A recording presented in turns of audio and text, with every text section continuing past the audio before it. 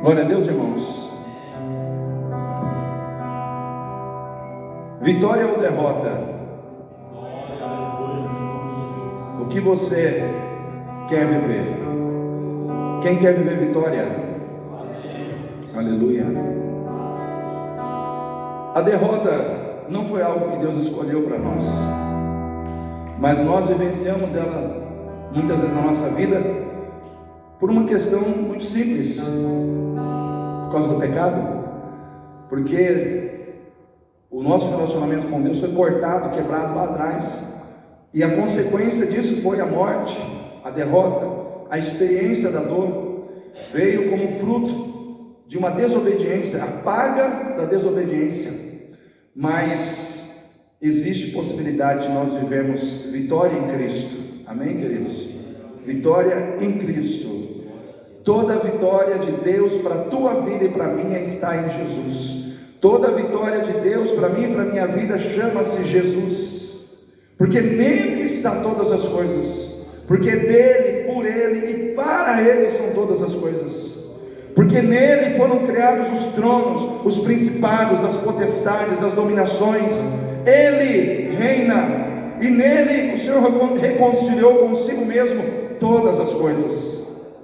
Em Cristo existe vitória por fora da nossa vida, externamente, mas acima de tudo em Cristo tem vitória dentro da nossa vida, vitória interior, vitória que se manifesta de dentro para fora, porque Jesus veio primeiro mudar o nosso mundo interior, para que depois, através disso, o nosso mundo exterior pudesse ser transformado. O que eu quero dizer com isso, irmãos, é que não existe esse pensamento de querer mudar o mundo externo, se primeiro não mudar as coisas aqui dentro, porque o que nós vivemos aqui fora é reflexo do que nós estamos vivendo aqui dentro. Se dentro de nós tem amor, se dentro de nós tem solidariedade, tem justiça, tem paz, tem retidão, é isso que vai fluir e construir, vamos dizer assim, fluir para que as coisas que precisam ser construídas à nossa volta sejam construídas. Os nossos relacionamentos, os nossos negócios, tudo que nós vamos fazer é fruto do que nós carregamos. Mas se as coisas não mudam de dentro, as coisas também não mudam do lado de fora. E o apóstolo Paulo, aqui em 1 Coríntios 9, ele compara a vida cristã, muitas vezes, à postura de um atleta. Ele usa, vamos dizer assim, a vida de um atleta para poder nos ensinar como termos uma vida cristã vitoriosa, porque o atleta ele busca a vitória, o atleta ele se prepara para vencer. Então nós podemos aprender muito como sermos um bom cristão quando olhamos para a vida de um bom atleta. É isso que o apóstolo Paulo estava querendo ensinar. Quando você começa a avaliar como um bom atleta, um atleta vitorioso se comporta, e você pega essas atitudes que ele desenvolve para ter vitória e começa a aplicar isso na sua vida cristã, nos aspectos espirituais da vida cristã, de certa forma isso também vai nos levando a entender como nós podemos dar passos, como nós podemos ter atitudes que farão de nós cristãos vitoriosos em Cristo na terra, e também cristãos vitoriosos para a eternidade. Então por isso eu perguntei, derrota ou vitória? O que você escolhe vivenciar? Então, irmãos, quando nós começamos a observar a vida de um atleta, a gente começa a aprender muitas coisas. A gente começa a aprender que, a exemplo de um atleta, nós como cristãos, precisamos estar preparados para passar por testes e por provas. Sim ou não? Um atleta passa por testes e por provas, ele é testado, ele é provado inúmeras vezes, para ver até onde ele aguenta, para ver até onde o seu potencial se desenvolve. E eu quero dizer para você, querido, existe um grande potencial de Deus na tua vida, existe um grande potencial de fé, existe um grande potencial de amor dentro de você, que é um potencial estabelecido em Deus para ser desenvolvido. Mas você, para desenvolver isso, tem que passar por testes, por provas. Às vezes, para você desenvolver amor, Deus te testa colocando uma pessoa difícil no teu caminho, uma pessoa difícil de você amar, uma pessoa difícil de você se relacionar. Às vezes você fala assim: ai Senhor, eu quero amar que nem Jesus, quero perdoar, quero aprender a ser mais tolerante. Aí você pensa que ele vai pegar que nem uma fada, né?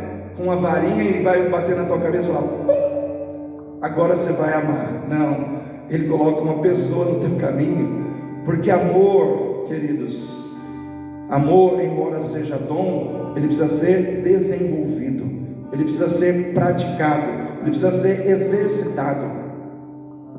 Então, o amor sacrificial, que é o amor ágape, que é o amor incondicional, que é o amor mais sublime, porque existem vários aspectos ou manifestações do amor. Existe o amor eros, que é entre marido e mulher. Existe o amor philos, que é o amor de amigo, né? O amor entre amigos. Mas existe o amor ágape, o amor sublime, o amor que se doa, né?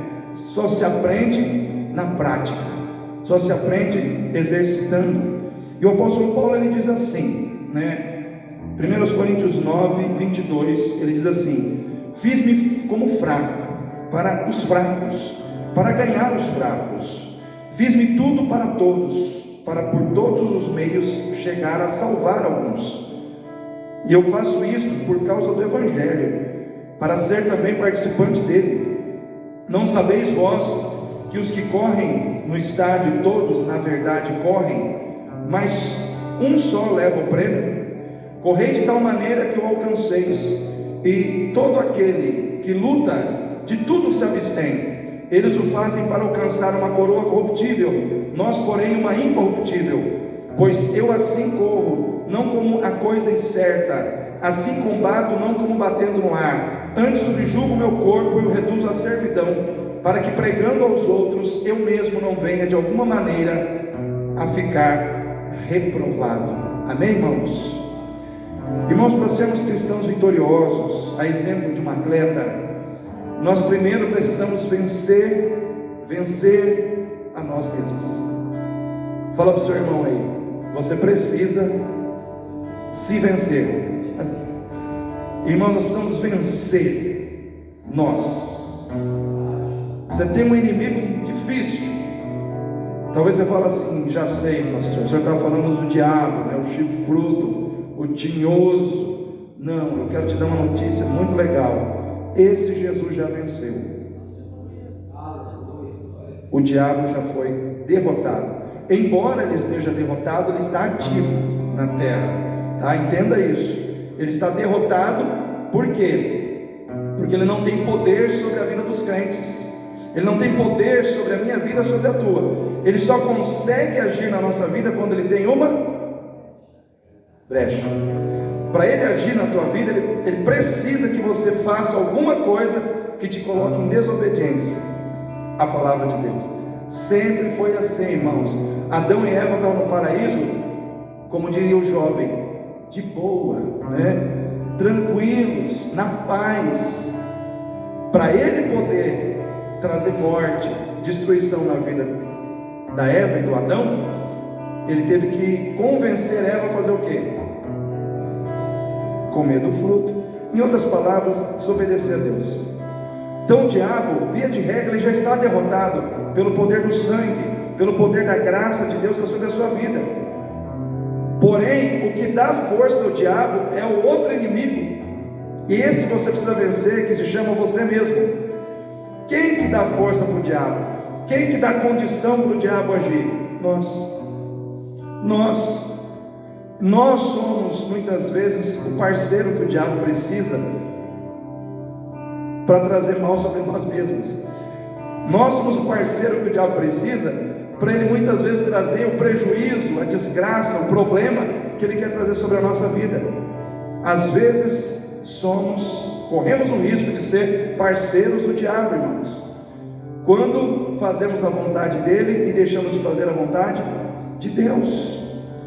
Então o apóstolo Paulo, ele começa a dizer assim: gente, eu entendi que para mim ser um cristão vitorioso eu tenho que me vencer, e uma das maneiras de eu me vencer é amando mais as pessoas do que os meus costumes, do que as minhas manias.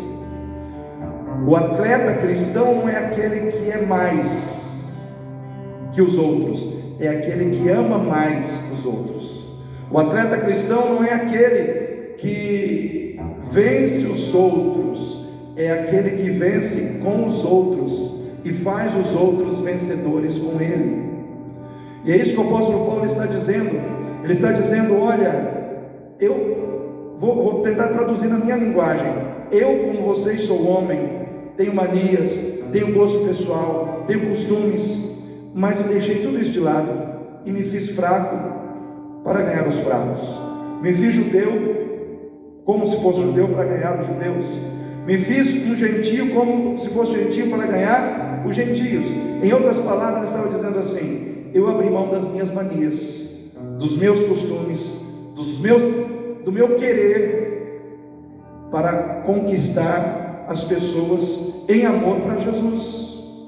E muitas vezes nós precisamos entender que isso também é o que Deus espera de nós. Irmãos, nós temos a oportunidade de conquistar alguém para Jesus todo dia dentro da nossa casa. Começa dentro da nossa casa. Amém, irmãos? Por exemplo, se eu fosse colocar em prática só os costumes e manias que eu aprendi dentro do meu primeiro lar, eu jamais lavaria um copo dentro de casa. Porque meu pai, ele não fazia essas coisas. O que eu cresci vendo era minha mãe na cozinha, meu pai ia trabalhar, ele chegava e tinha que estar tudo pronto, e minha mãe tinha que fazer a janta, servir e levar para ele. Às vezes eu pensava que ela ia dar na boca dele também. Era costume. Só que minha mãe também fazia isso com a gente. Ela fazia isso com meu pai, ela fazia também isso comigo, com meu irmão, ou seja, tudo na mão, tudo vinha assim. Eu acredito que ela também, não estou dizendo aqui que ela sentia mal em fazer isso, acredito que ela fazia isso porque ela já estava acostumada. Então para ela às vezes era tranquilo fazer aquilo. Só que ela, ao fazer aquilo, ela nos acomodava. É gostoso você ficar só recebendo. Só que aí o que acontece? Depois você casa. E aí? Você tem algumas opções. Vou fazer tudo igual como eu vi acontecendo. Vou manter as manias do passado, né, em prática. Só que a pessoa com quem você casa não está acostumada com esse tipo de mania, né?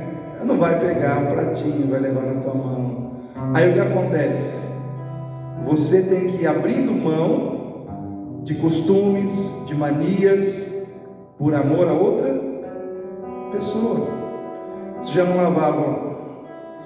lavava um copo, começa lavando um copo, uma colher, vai fazendo alguma coisa.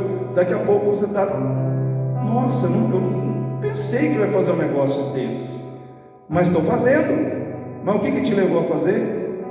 O amor pela outra pessoa. Irmãos, tem coisa que a gente não gosta de fazer. Sim ou não, irmãos?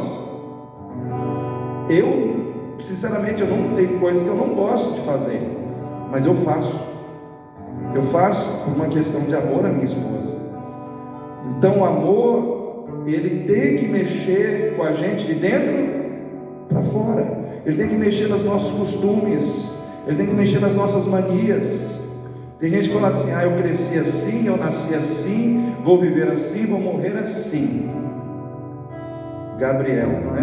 Não tinha o crente Gabriel, aquele que nunca muda, né? Não muda. Gente, todos nós podemos mudar. Todos nós podemos mudar para melhor. O apóstolo Paulo diz: eu me fiz fraco para ganhar os fracos. Ou seja, ele entrou em sintonia com o outro, muitas vezes praticando atitudes que o outro tinha. Não estou falando que ele praticava os pecados do outro, mas ele entrou em sintonia com o outro, como servo do outro. Eu já vi mulher casar e falar assim: eu nunca passei uma camisa e jamais vou passar uma camisa para o meu marido. E aí o que acontece? O casamento começa a ter problemas. Por quê? Porque o orgulho, a arrogância, a falta de vontade de fazer por amor gera um conflito. Porque muitas vezes o outro, ele está se dispondo em amor a abrir mão para fazer alguma coisa, para agradar a outra parte. Mas um relacionamento, para ser bom, ele tem que ser bom para os dois, sim ou não, irmãos? Sim ou não, irmãos? Se só um lado se doa, se só um lado se entrega, se só um lado sacrifica e o outro não, esse lado que se sacrifica aqui, com o tempo, o que vai acontecendo?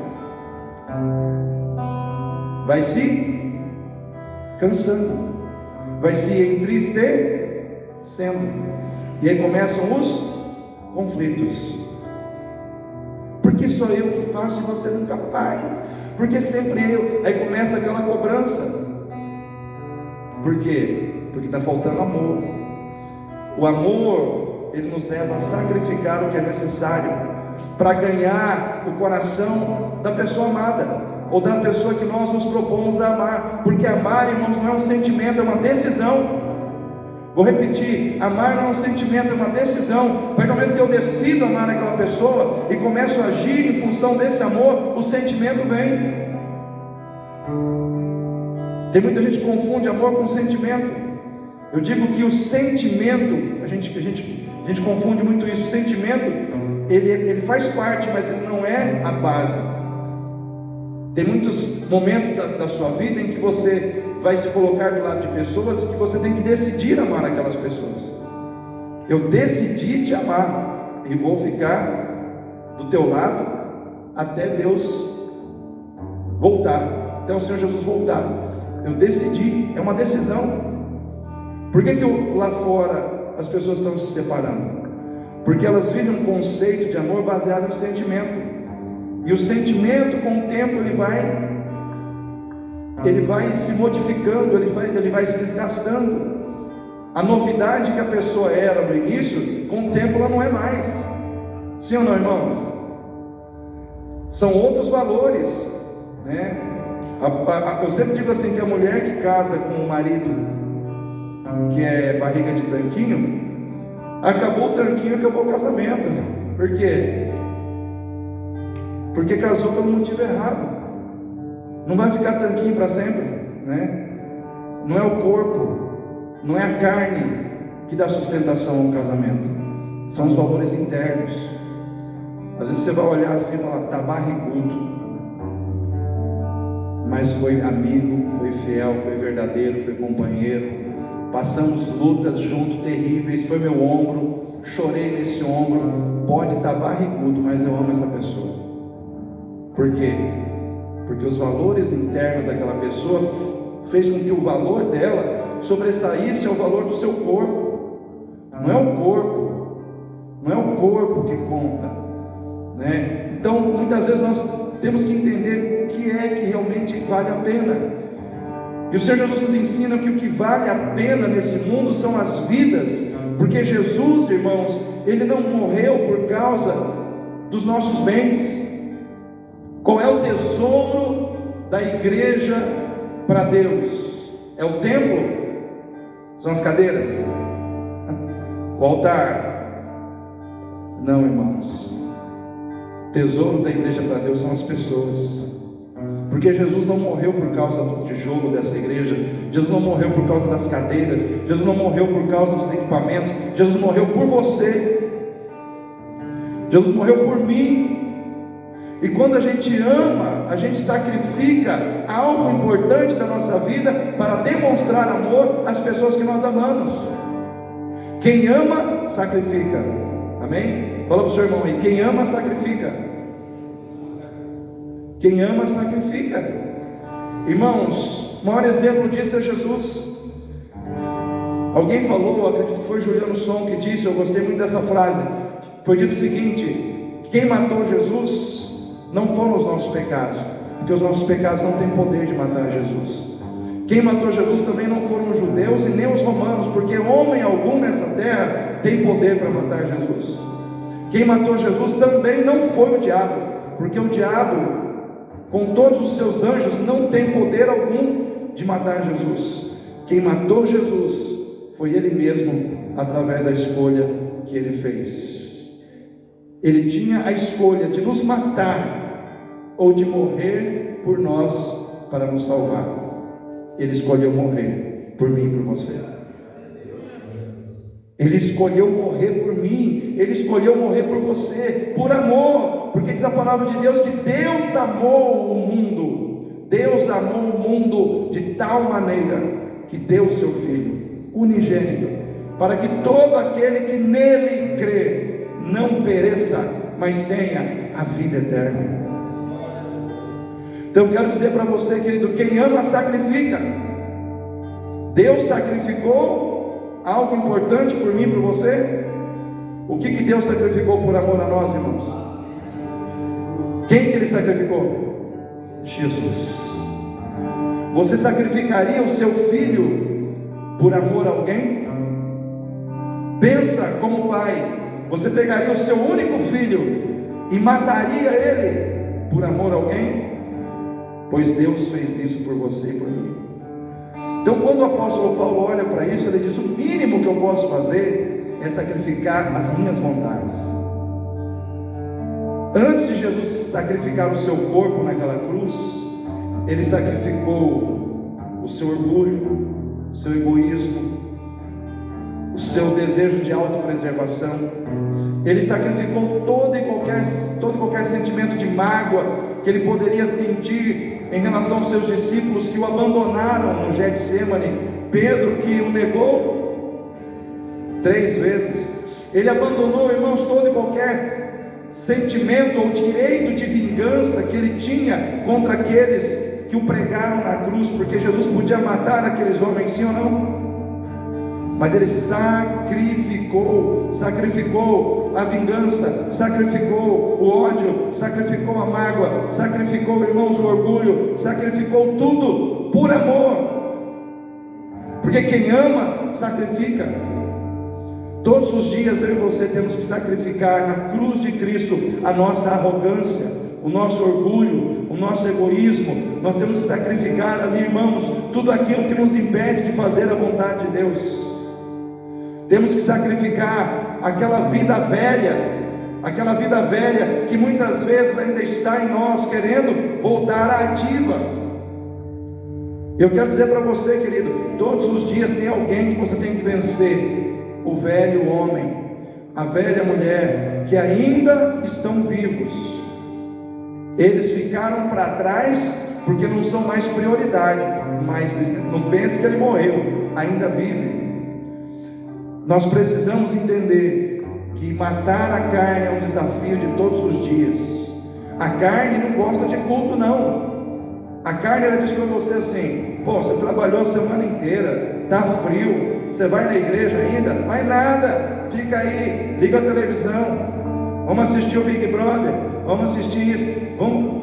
A carne, ela gosta de descanso, a carne, ela gosta de prazer, de sombra e água fresca.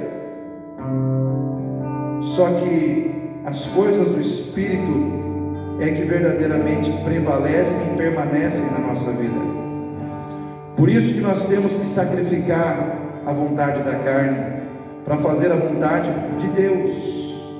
O apóstolo Paulo foi, na minha opinião, um dos apóstolos que mais falou sobre a carne e o Espírito no Novo Testamento. Se você abre Romanos 8, por exemplo, você vai encontrar todo um estudo sobre a carne.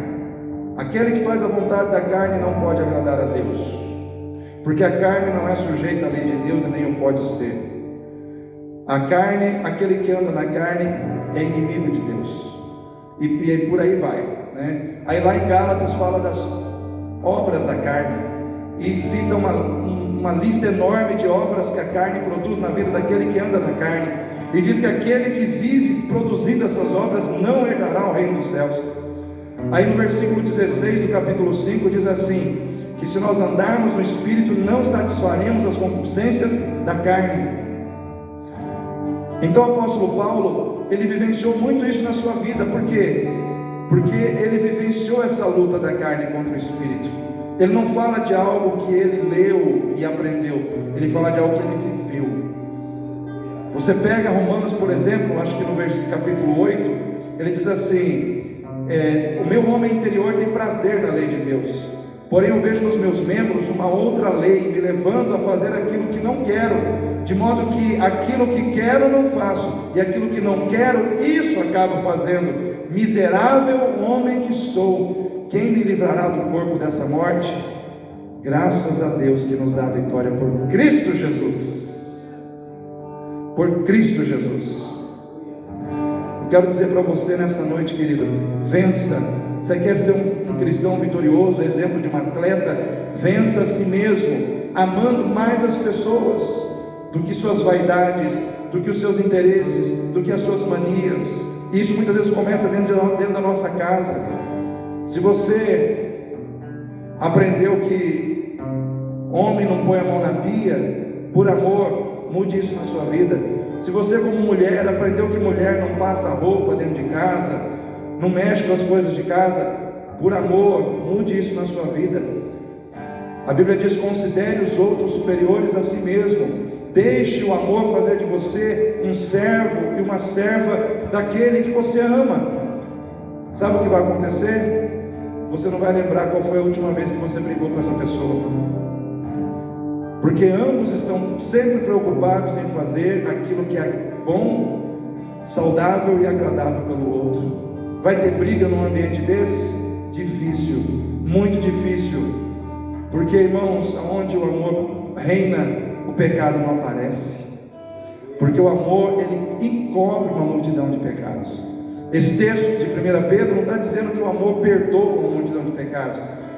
No contexto da raiz, no texto, lá na raiz do hebraico, do grego, está dizendo que o amor, ele cobre, ele evita que uma multidão de pecados se manifeste. Então, onde há amor, uma multidão de pecados fica encoberto. Poderia se manifestar, mas não se manifesta, porque o amor não deixa, o amor não permite. Então eu quero dizer para você nessa noite: vença a si mesmo, vença a si mesmo, desabafando em oração com o Pai, falando com Ele sobre as suas tristezas. Crente se entristece, irmãos? Quem já se entristeceu aí? Normal. Isso aí acontece com todo crente. Crente que não fica triste está com defeito, né? Crente que passa por tristeza, sim. Por quê? Porque, irmãos, nós somos humanos, sentimos os ataques do mundo, sentimos, irmãos, os problemas que vêm, batem na nossa vida. Às vezes uma enfermidade, às vezes um problema financeiro, às vezes um problema na família, às vezes alguém da nossa família que ficou acamado, doente. Enfim, quero ver o crente não se entristecer. Duvido que se ficou sem dinheiro para pagar as contas, você fala: fiquei sem dinheiro, estou feliz. Irmãos, não é assim. A gente se entristece, mas a gente ora, a gente fala com o Pai, porque nós temos um Pai para desabafar. Jesus, ele precisava ir para a cruz, mas ele parou no Getsemane para desabafar com o Pai e pedir forças. Ele diz: Pai, minha alma está triste, minha alma está triste até a morte. Por quê? Porque ele estava sentindo já o que ele ia passar, ele sabia o que a cruz ia fazer com ele.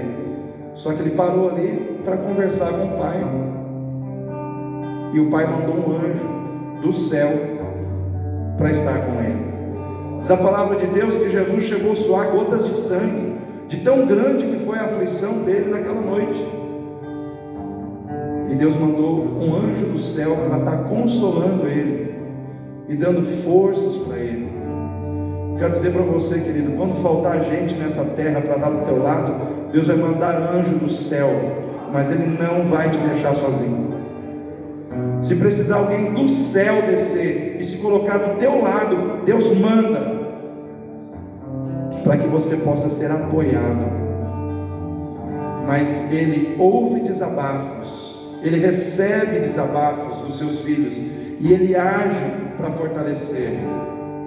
Isso é a maneira de nós nos vencermos. Quando é que nós nos vencemos? Quando nós colocamos a nossa vida nas mãos do Pai. Quando nós reconhecemos que nós não temos força, mas precisamos que a força dele venha sobre nós. Isso faz com que a gente se vença.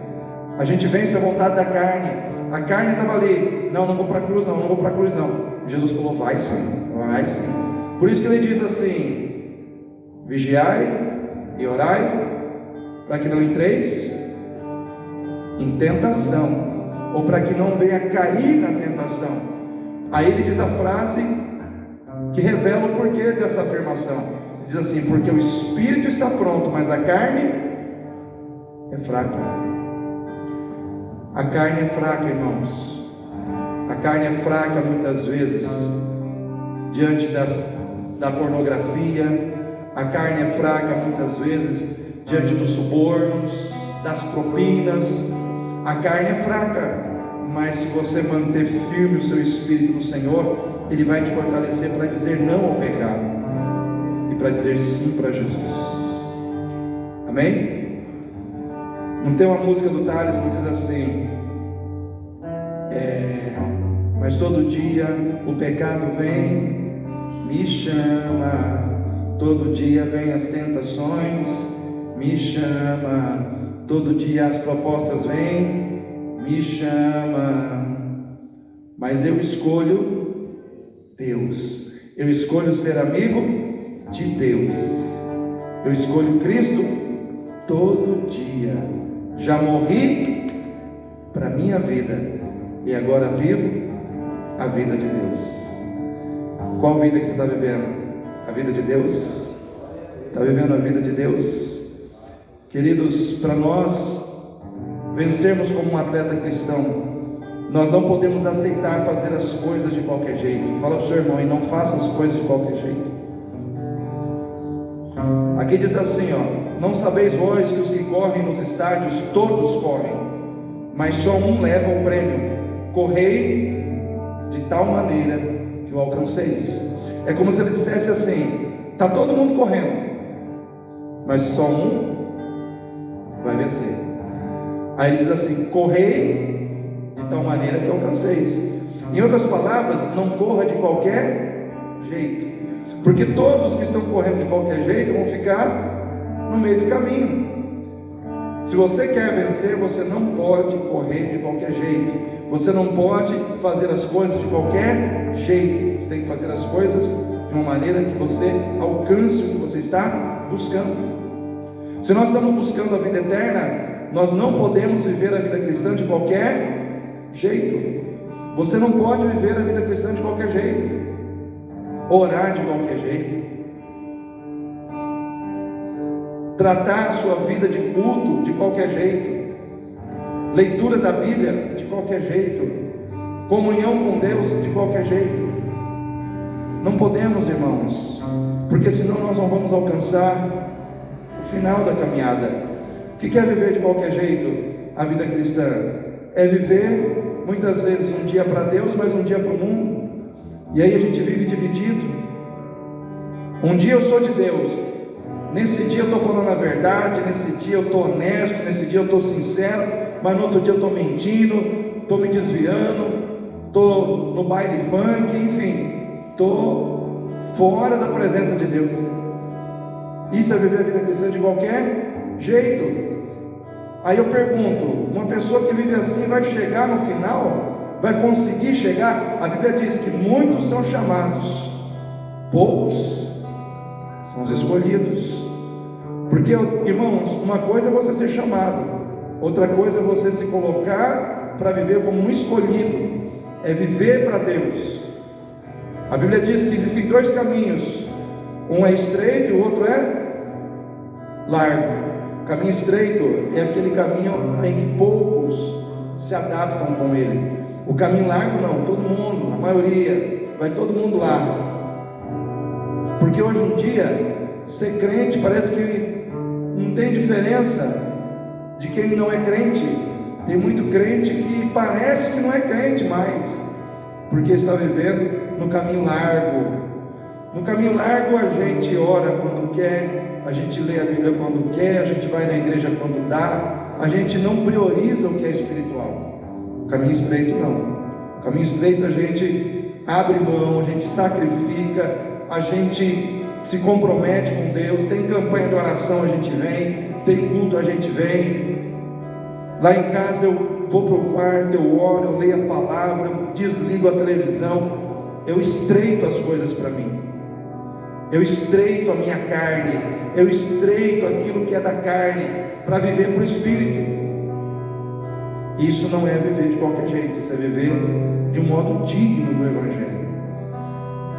Eu ouvi alguém falando sobre o crente mais ou menos, que o crente mais ou menos é aquele que lê a Bíblia mais ou menos, ora mais ou menos, e aí o resultado é que ele tem um casamento mais ou menos, ele tem uma vida financeira mais ou menos, tudo é mais ou menos. Mas o mais ou menos nada mais é do que uma maneira elegante de dizer que as coisas não estão bem. Ô irmão, como é que você está? Mais ou menos. Mais ou menos é porque o cara não quer falar, não está legal, não está bom. Entende? Então, quem vive no mais ou menos, vive se enganando. Quem vive no mais ou menos, vive no meio termo. Quem vive no mais ou menos, não é quente e nem frio. Quem vive no mais ou menos é morto, está dividido. E Deus não quer dividir você com ninguém, Ele quer você só para Ele. Amém, irmão? Deus não quer te dividir, Ele quer você para Ele. Então não seja um crente mais ou menos, seja um crente de excelência para a glória de Deus. Minha vida de oração é de excelência, minha leitura da palavra é de excelência, meu culto a Deus é de excelência. Então, fruto disso, os meus relacionamentos são de excelência, meu casamento é de excelência, meu relacionamento com os meus filhos é de excelência, a minha vida espiritual é de excelência. Por quê? Porque para Deus o melhor, para Deus o melhor, amém, irmãos? O melhor, sacrifica o que for necessário para mostrar para Deus que Ele é importante. Uma coisa é você chegar e falar: Deus, eu te amo, mandar beijinho, ai Senhor, eu te amo, Senhor. Aí Deus fala: isso não representa nada para mim, eu quero ver as suas atitudes. Irmãos, a gente falar para Deus, cantar bonito, falar com palavras bonitas, irmãos, isso não derrete o coração de Deus. Deus, Ele quer ver as nossas atitudes de renúncia. O que Jesus diz? Aquele que quer vir após mim, negue-se. Quantas vezes você já se negou hoje para fazer a vontade de Deus? Quantas vezes você disse não para você hoje, para colocar Deus em primeiro lugar na sua vida? Negue-se a si mesmo, irmão, e tome a cada dia a sua cruz e siga a Cristo, e você vai chegar onde Cristo já está. Amém?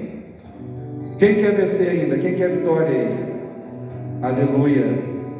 Se você quer ser vitorioso, exemplo de um atleta, dê o devido valor ao prêmio que Deus preparou para você. O apóstolo Paulo diz que eles se abstêm de tudo, para alcançar uma coroa corruptível, algo perecível.